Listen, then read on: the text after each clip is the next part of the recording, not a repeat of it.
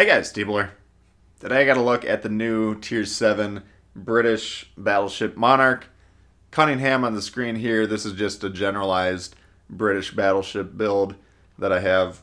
You can potentially use if you got those anime commanders. There's up to 4 British battleship commanders, and you could potentially use 3 or 4 of them as these ships kind of vary in strengths and weaknesses up and down the line. But I just have Cunningham for now. The Monarch, this is a free XP ship. You can get it by cashing in those green stars.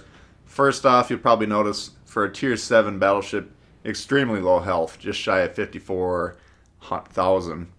That's the lowest at the tier. You do have a 17-second super heal.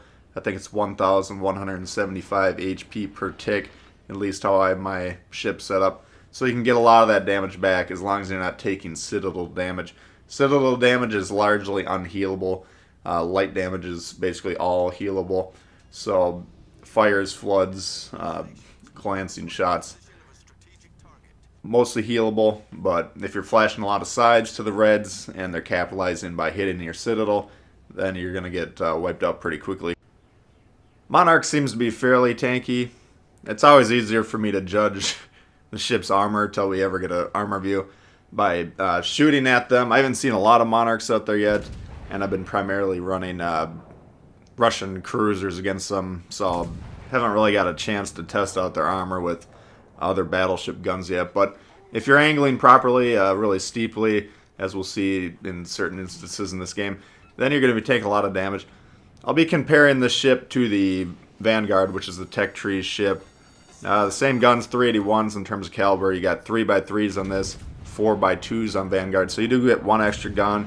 You got better HE damage and better, well, the AP damage is actually better in the Vanguard now, but the Vanguard's 42% fire chance. This is 35, so if you want to run it just as a pure HE spammer, you can get away with it. I find actively switching the shells back and forth is probably the way to go, but if you're going to stick to just one shell, I'd probably load in the AP. You know, Nelson, 46% chance fire, King George, 41, Vanguard, 42. So if you want to use those more as HE spammers, that's fine. 35% is kind of middle of the pack for Tier 7. In terms of mobility, this is slower than Vanguard, 25.2 to 27. Better turn radius, 790 to 850.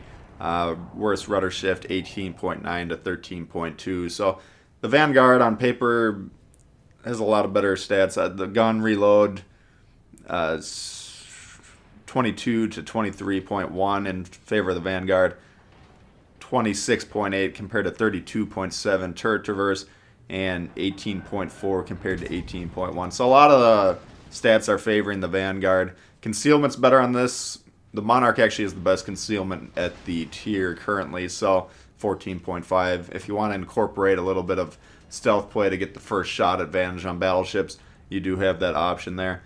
But aside from, you know, a couple stats here and there, the Vanguard on paper seems to be a little bit better in this one, but the heal's a lot stronger in this, and I just think the armor scheme is probably a little bit better overall in this. Alright, so getting into this match, we got Atlantic here. I've been firing HE primarily. Their Tier 7 battleships are all sitting in the back, buffing their Deweys, as most players do at Tier 7. They're also clumped up into a ball, which most players do at Tier 7. Vanguard does go broadside here, though, when we fire the shot. We're not going to follow this one all the way in, but you'll see the results right there. And if you can be catching broadside battleships, broadside cruisers, these shells are extremely punishing. If they're well angled, you might as well go ahead and flip over to the HE. Anytime you have a battleship with a low 20s reload, then actively switching the shells seems to work better in my opinion. If the reload's up towards 30 seconds, then it's a little bit more onerous to be flipping back and forth. And usually those ships, at least in my opinion, are just going to be better playing pure AP all the time. What you don't want to do is just strictly load in HE on those really slow battleship, on the slow reloading ones, because usually you're diminishing your effectiveness by quite a large percentage. Here the Bismarck and one of their other Dewey buffers are just colliding back there, so we take another broadside shot here. I'm trying to flank into this Jean Bart. If you're a Jean Bart scrub, which It's kind of the new Iowa in terms of the scrubby players. But rather than sitting in the back the entire game, if you have a fast battleship, basically what the game's trying to do is signal to you that it's a good flanking battleship. You want to get to the sides of people using your speed, mobility, and then set up shop. Create these crossfires. If all your battleships are clumped up like these guys are doing, it's very easy for our team to angle against them and just kind of try and create our own crossfires. Now our team's also kind of clumped up into a ball, and we're pretty centrally located. So this is pretty typical Tier 7 battleship gameplay. Not the most effective, but Jean Bart were able to eliminate there. So in terms of using the stealth, I don't think I really use it that well in this game, but for stealth battleships, it's a little bit of a different mentality. And if you want to put Kondo on as an inspiration, you can enhance that as well. But what you're trying to do is get the first shot advantage against other battleships. So you could potentially be playing at your max firing range, fire your guns, or ideally what you want to do is wait for the target to shoot someone, fire your guns, and then by the time they're reloaded, if you stay kind of at your max distance, you'll drop from detectability. They won't be able to return fire. They'll proceed to continue firing at whoever they shot at initially. Then you can fire again, go back undetected, so on and so forth. You can also use it to get into positions, flanking positions or whatever, and surprise them that way. I mean, the concealment play, destroyer players, you kind of inherently have to know how to do it. Good cruiser players will be incorporating concealment and stealth in their gameplay. Battleships, at least on our version of the game, I don't see very many players often at all using it, but it is an option. And there's a decent HE salvo there. You can see the HE shells when you're getting a good chunk of hits like that.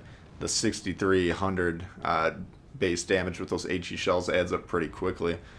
But, you know, it's an option. I don't know if the concealment builds or philosophy for battleships is as strong on our version as it is apparently on the PC version. But you can incorporate it into your thinking and use it from time to time.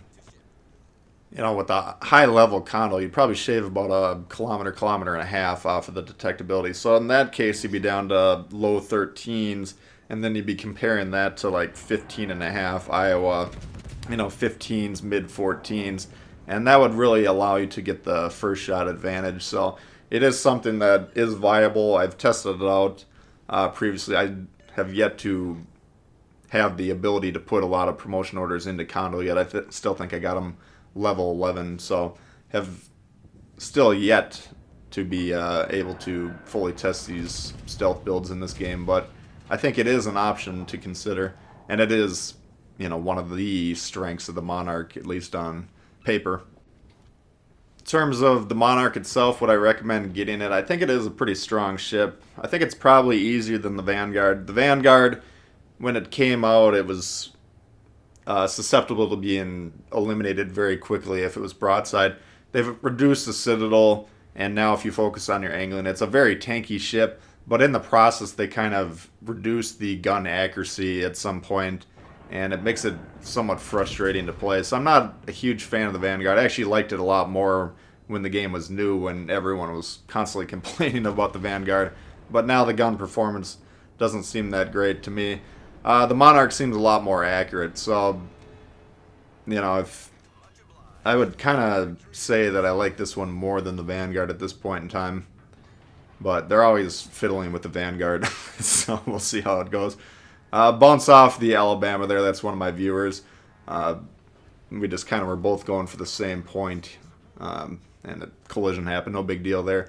I am about to turn into him as a kind of a dickish move, the York that is going to be coming around this island, and I want to take the shot at him with the AP loaded here. But he sent me a message after the game apologizing for scraping my paint off, so no harm, no foul here. Everyone's getting along in the high seas universe. This game ends up being quite a bit of a rout here, so I don't know what's going on with Tier 7 right now. I don't know if a lot of new players are playing it. If you're new to the game and you're constantly losing credits at Tier 7, it's because you're sitting in the back doing nothing. Tier 7, the service cost is paid up front, and then to recoup it, you need to be actively dealing damage the entire time. Clumping up into a ball on the base and crying under the covers while the enemy team wipes you out very quickly. You're going to lose a lot of money, so if you want to get into flanking positions, deal damage over the course of the game, then you're going to have success. But I don't know, this is just kind of what Tier 7's currently looking like for whatever reason. In terms of where I'd rank it for Tier 7 battleships, it's pretty strong. I'd say upper middle of the pack. It's not quite as dummy-proof as like a John Bart, where you see a lot of players just starting the game, they don't move an inch, and they don't really do anything, or they just go backwards. The John Bart's kind of the new Iowa for whatever reason.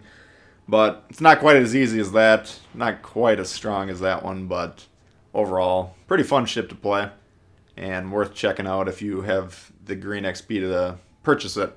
Anyway, that's going to do it for that one, guys. Hope you did enjoy it. If you did, please hit the thumbs up. If you're new to the channel, you should consider subscribing. There's always more World of Warships coming all the time.